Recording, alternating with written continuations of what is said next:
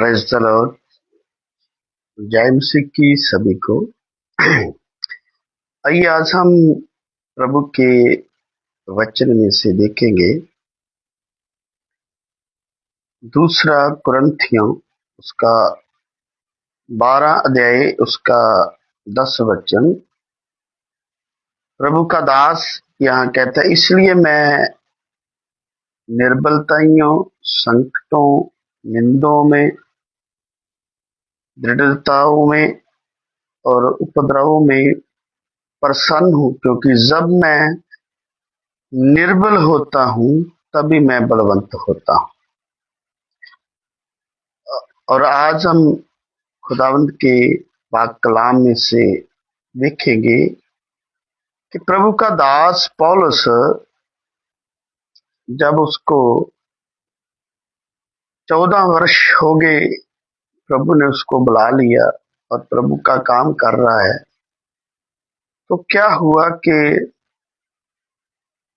कुरिन्थिया में कई झूठे प्रचारक, फॉल्स टीचिंग लेकर लोग आ गए और वो क्या बोल रहे हैं कि पौलुस के ऊपर संकट है, पौलुस के शरीर में कांटा है ना, पौलुस के ऊपर इल्जाम ला रहे हैं।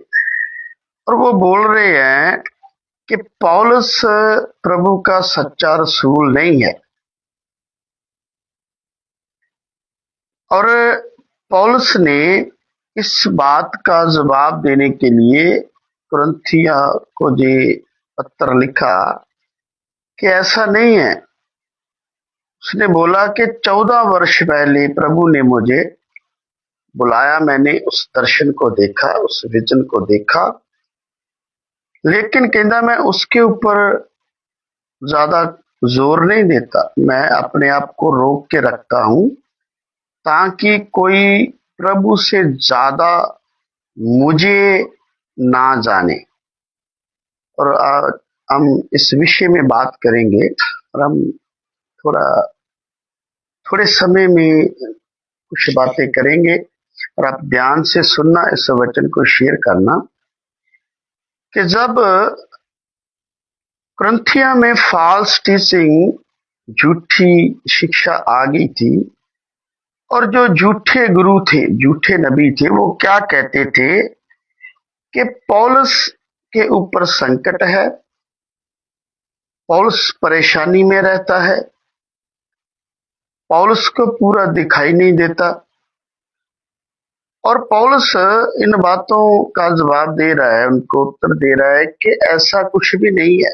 कहता मैं अपने आप को रोक के रखता हूं कि कहीं लोग प्रभु से ज्यादा मुझे ना जाने, है ना। इसलिए बोला कि मैंने प्रभु से 3 बार प्रार्थना की, 3 बार प्रभु को बोला कि प्रभु ये कांटा मुझसे निकाल। प्रभु ने बोला मेरा अनुग्रह ही तेरे लिए काफी है, क्योंकि मेरी सामर्थ निर्बलताइयों में ही पूरी होती है। और ये नहीं था कि पौलुस की प्रभु आवाज सुनता नहीं था। पौलुस कहता मैं बढ़ सकता हूं, मैं कम भी हो सकता हूं, प्रभु जो मुझे बल देता है तो मैं सब कुछ कर सकता हूं। और इसका मतलब ये नहीं कि वो कुछ कर नहीं सकता था, वो सब कुछ कर सकता था, प्रभु उसकी आवाज को सुनता था। लेकिन पौलुस ने नहीं चाहा कि प्रभु से ज्यादा कोई उसे जाने, है ना। तो जो वहां के जो शिक्षक थे, झूठी तालीम लेकर आ चुके थे कलीसिया के अंदर, वो इस चीज का एलिगेशन लगा रहे थे कि पौलुस सही नहीं है, सच्चा रसूल नहीं है। तो पौलुस ने बोला कि मैंने प्रभु से बात की कि प्रभु ने बोला कि तू निर्बल होगा तो मेरी सामर्थ्य तेरे अंदर काम करेगी। इसलिए बोला कि जब मैं निर्बल हूं तभी मैं बलवंत हूं, सामर्थी। और कई बार हम सोचते हैं आज भी हमारे आसपास ये चलता है कि जो हम शरीर को देखते हैं ना, हम जमीन जायदाद को, आज हमारे क्या चल रहा है कि जो सेवक के पास अच्छी गाड़ी नहीं, जिसके पास अच्छा घर नहीं, जिसके पास जमीन जायदाद नहीं, जिसके पास पैसा नहीं, वो झूठा है ना, वो प्रभु का दास ही नहीं है ना। और हमारे कई दास, प्रभु के दास ऐसे भी सिखाते हैं कि अगर पास्टर सही होते तो हमारी तरह वो भी, है ना, इतनी जायदाद के मालिक होते, जमीन के मालिक होते, पैसा उनके पास होता, इसलिए वो सही नहीं थे, इसलिए प्रभु ने उनको बढ़ाया नहीं। क्या पौलुस सही नहीं था?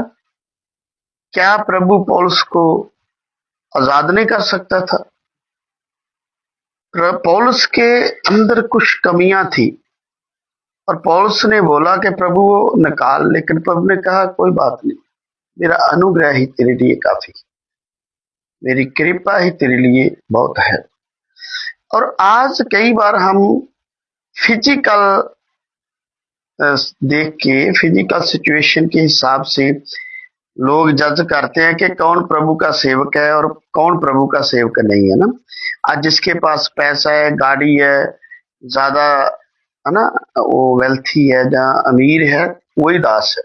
नहीं, प्रभु का दास, उस वक्त भी यही सिचुएशन थी और लोगों को मोह फरमाया जा रहा था। एक भरमाने वाली आत्मा उस वक्त भी काम करती थी, आज भी काम करती है। लोगों का मन डाइवर्ट किया हुआ है दुष्ट आत्माओं ने कि सेवक वही है जो अमीर है, दूसरा सेवक ही नहीं है। ये प्रभु की देन है, प्रभु किसको कहाँ रखे। और उस वक्त भी ये आत्मा काम करता था, लोगों को भरमाने वाला, है ना। बहुत से आत्माएं हैं जो काम करते हैं, मोहित करने वाला, भरमाने वाला, अलग अलग तरह के आत्माएं काम करते हैं। और उस वक्त भी, आज नहीं है ये, उस शुरू से ये चलता आ रहा है कलीसिया में। और उस वक्त भी कुरिन्थिया में भरमाने वाली आत्माएं काम करती थी, लोगों का मन डाइवर्ट कर रही थी कि पौलुस तो बीमार है, पौलुस को पूरा दिखाई नहीं देता, उसके अंदर तो कमी है ना, उसके पास पैसा नहीं है, उसके पास जमीन जायदाद नहीं है। तो ऐसे लोगों को भरमा कर बोला जा रहा था कि वो प्रभु का सही दास नहीं है, सही दास, जो सही रसूल है वो कोई और है, और होते हैं ना। तो आज भी वही सिचुएशन है। आज भी कई सेवक भी बोल रहे हैं कि पास्टर जो प्रभु के दास हैं वो अच्छे नहीं है, वो सही नहीं है, इसलिए प्रभु ने उनको बढ़ाया नहीं। नहीं, ऐसा नहीं है। पौलुस बोलता कि मैं खाली हूं लेकिन सब कुछ का मालिक हूं, मैं बढ़ भी सकता हूं, मैं कम भी हो सकता हूं, है ना। मैं सब कुछ कर सकता हूं प्रभु की सामर्थ्य के द्वारा। और उसने लोगों को बताया कि मैं निर्बल इसीलिए हूं ताकि प्रभु की सामर्थ्य मेरे ऊपर बनी रहे, मैं प्रभु की सामर्थ्य में बना रहूं। तो अब हम देखते हैं कि कई बार हम बंदे की, इंसान की फिजिकल सिचुएशन से उसका अंदाजा लगाते हैं कि ये सेवक अच्छा है। नहीं नहीं, प्रभु ने जहां जिसको रखा है वो अच्छा है। और प्रभु की दया के अनुसार, प्रभु की कृपा के द्वारा जो भी सेवक प्रभु ने ठहराया है, वो चाहे अमीर है चाहे गरीब है, ये प्रभु की योजना है ना, प्रभु की इच्छा है। प्रभु ने जहां भी जिसको बनाया है। और मैं कई बार इस चीज का देखा है, मैंने कई लोगों के मुंह से सुना, नहीं नहीं जी फलाना पास्टर बहुत अमीर है, उसके पास पैसा है, वो वही दास है जो, जिसके पास गाड़ी नहीं है, जो साइकिल पे आता है, मोटरसाइकिल पे आता है, वो प्रभु का दास नहीं है ना। ऐसा कुछ भी नहीं है। उस समय भी ऐसा था, पौलुस के उत्तर एलिगेशन लग रहे थे कि ये सच्चा सेवक, सच्चा रसूल नहीं है। लेकिन पौलुस ने लोगों को समझाया कि मैंने कई बार प्रभु से कहा कि प्रभु ये मुझसे निकाल, तो प्रभु ने बोला कि मेरा अनुग्रह ही तेरे लिए काफी। बोला कि 14 साल पहले मेरी प्रभु से बात हुई, लेकिन मैं उस बात को आगे नहीं रखता हूं, मैं अपने आप को रोक के रखता हूं ताकि लोग प्रभु से ज्यादा मुझे ना जाने। और आज जो लोग अपने आप को प्रमोट कर रहे हैं, अपने आप को दिखाना चाहते हैं, वो प्रभु को नहीं, अपने आप को लोगों के आगे रख रहे हैं कि मैं सबसे अच्छा हूं, मेरे ऊपर अनुग्रह है ना, मेरे ऊपर प्रभु की दया है। पौलुस ये साबित नहीं कर रहा कि मेरे ऊपर कुछ है, ना मेरा प्रभु से बात हुई, ना प्रभु के साथ मेरा एनकाउंटर हुआ कुछ साल पहले। उसने अपने आप को रोक के रखा है, क्योंकि प्रभु से जब उसने कहा, 3 बार बोला, प्रभु ये मुश्किल परेशानी जो भी मेरे अंदर कांटा है इसको निकाल। प्रभु बोला, मेरा अनुग्रह ही तेरे लिए काफी है। सो इसीलिए पौलुस ने बोला कि जब मैं निर्बल हूं, जब लोग मुझे बुरा भला बोल रहे हैं, मेरे ऊपर दोष लगा रहे हैं, जब मेरे शरीर को देखते हैं, मेरे हालात को देखते हैं, तो मैं अति प्रसन्न होता हूँ, अति अभिमान करता हूँ कि मेरे प्रभु की कृपा मेरे ऊपर है। जब हम दुनिया के साथ है ना, दुनिया को देखते हैं, दुनिया का ज्ञान हमारे अंदर है, दुनिया का है ना जो शिक्षा या धन दौलत हमारे अंदर है, तो प्रभु के साथ कोई रिश्ता। जब हम आदम को देखते हैं, तो जितनी देर आदम के पास सृष्टि नहीं थी, पृथ्वी का ज्ञान नहीं था, पृथ्वी नहीं थी, उतनी देर वो प्रभु के अनुग्रह में था। जब आदम को पृथ्वी मिल गई, सृष्टि मिल गई, तो वो प्रभु से दूर चला गया। अभी हमें ये देखना कि हमें प्रभु चाहिए या सृष्टि चाहिए। और बहुत से लोग हैं जो ऐसी वस्तुओं के पीछे भाग रहे हैं, और जब हम सृष्टि के पीछे भागेंगे तो प्रभु की सामर्थ हमारे अंदर काम नहीं करेगी।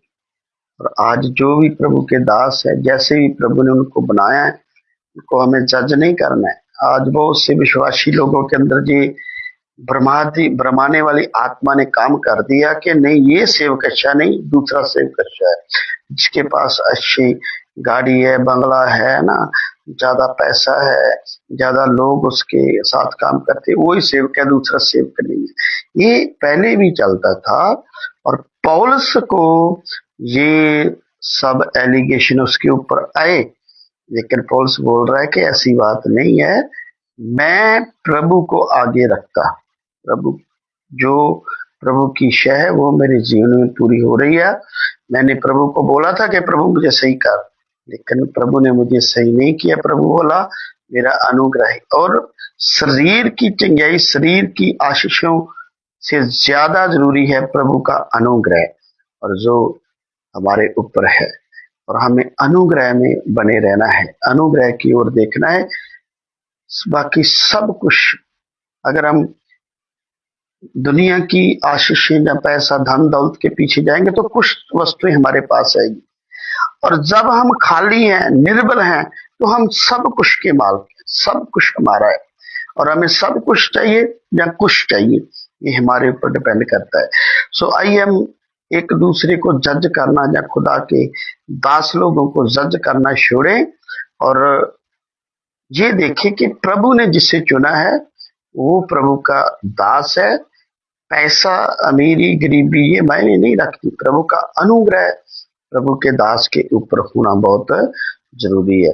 और प्रभु का दास इसलिए बोल रहा है कि मैं, जब लोग मुझे ताने मेने देते हैं, मुझे मेरी निंदा करते हैं, मेरे विरुद्ध खड़े होते हैं, तो मैं अति आनंदित होता हूँ, अभिमान करता हूँ कि प्रभु की दया मेरे ऊपर है। और जब लोग आपको निर्बल जानेंगे, तुच्छ जानेंगे, जब आपसे घृणा करने लगेंगे, आपके विरुद्ध बोलना शुरू करेंगे, तो आप निराश नहीं होना, आप समझ लेना कि प्रभु की कृपा मेरे ऊपर है, प्रभु की दया मेरे ऊपर है। और जब हम प्रभु के वचन में देखते हैं, प्रेरितों के काम में, तो प्रभु के शिष्य जो रसूल लोग थे, जब उनको मारा गया है ना, लोगों ने उन्हें मारा, और वो एक कमरे में आकर भाइयों से उन्होंने बात किया, और उन्होंने हाथ उठाए, और उन्होंने ये नहीं बोला कि हमें मारा है, हमारे साथ मारपीट हुई है, तो चलो हम लोगों को इकट्ठा करें, कलीसिया को इकट्ठा करें, धरना लगाएं, या सरकार के विरुद्ध जाएं, या FIR करा दें, कुछ भी ऐसा कुछ नहीं बोला। उन्होंने जब प्रेरितों को मारपीट हुई उनके साथ, उन्होंने एक कमरे में आकर अपने हाथ ऊपर उठाए और प्रभु को धन्यवाद देना शुरू किया कि प्रभु तेरे कारण, तेरे नाम के कारण हमारे साथ ये हुआ। और वचन में लिखा है कि जब वो प्रभु को धन्यवाद दे रहे थे, प्रभु की स्तुति कर रहे थे कि हमें मारपीट हुई है, प्रभु के कारण लोगों ने बुरा भला बोला है, तो लिखा वो कमरा, वो जहां प्रभु की महिमा करे, वो प्रभु के इनॉइंटिंग से भर गया। और आज का अगर शिष्य या आज का रसूल या आज का विश्वासी देखे तो कोई बोले तो आज मसीह की आड़ में बहुत से लोग अपनी कमियों, अपने है ना, अपनी बुराइयों को छुपा रहे हैं, अपने पर्सनल मैटर को प्रभु से जोड़कर आगे जा रहे हैं ना। तो जो अगर हमारे पास साथ कुछ प्रभु के कारण होता है, कोई हमें बुरा भला बोलता है, हमारी निंदा करता है, हमारी चुगली करता है, हमारे विरुद्ध खड़ा होता है, तो समझ लेना कि प्रभु की कृपा हमारे ऊपर है। हमें हल्ला गुल्ला नहीं करना, धरना नहीं लगाना, एफआईआर नहीं कराने चले जाना, हमें प्रभु को धन्यवाद देना है। प्रभु तेरे नाम के कारण हमारे ऊपर संकट आया, और जब संकट होगा, आप परीक्षा में होंगे, आप सताव में होंगे, तो प्रभु का हाथ आपके ऊपर है, ये समझ रहे। और यही बात पौलुस ग्रंथिया 12 अध्याय में साबित करना चाहता है कि ऐसी बात नहीं है जो गलत शिक्षा आपके मनों में डाल दी गई है कि मैं झूठा हूं या मैं प्रभु का दास नहीं। कहना नहीं, वो बोला नहीं, मैं प्रभु से मिला हूं, प्रभु ने मेरे साथ बात की, मैं उन चीजों को आगे नहीं रखता मैं इसके ऊपर घमंड नहीं करता कि प्रभु मेरे साथ बातें करता है, प्रभु मेरी बात सुनता है। मैं इस बात पे घमंड करता हूं कि मैं निर्बल हूं अपनी कमजोरियों के ऊपर घमंड करता हूं, क्योंकि मैं जब निर्बल हूं तभी मैं समर्थी। प्रभु आपको आशीष दिया। रीबा खाता न रहो, हो रामा शिख खाता न। प्रभु आप एक एक जन को जिन्होंने वचन सुना है, प्रभु आपको सामर्थ्य से भरे, प्रभु आपको बुद्धि दे, सही ज्ञान दे, ताकि आप सही से प्रभु से रिश्ता बना सके। और आइए हम अपने शरीर की ओर ना देखें, प्रभु की सामर्थ्य की ओर देखें, और जितने भी प्रभु के दास है उनको आदर देना शुरू करें, ताकि प्रभु ने जिसको चुना है, प्रभु ने जिसको बुला लिया है, वो आम नहीं, उसके हालात के ऊपर ना जाओ, उसकी चोन के ऊपर जाओ। तो आज भरमाने वाली आत्माएं आ चुकी है जो कलीसिया को गुमराह कर रही है, और कई लोग फंस चुके हैं। वो सेवक को सेवक नहीं जानते, वो सोचते जो पैसे वाला है वही सेवक है। और यही सिखाया जाता है कि अगर पास्टर सही होते या सेवक सही होते तो उनके पास पैसा होता। पैसा क्या है? ये पैसा नाश हो जाएगा, और पैसे के पीछे भागने वाले भी साथ में नाश हो जाएगा। प्रभु आपको आशीष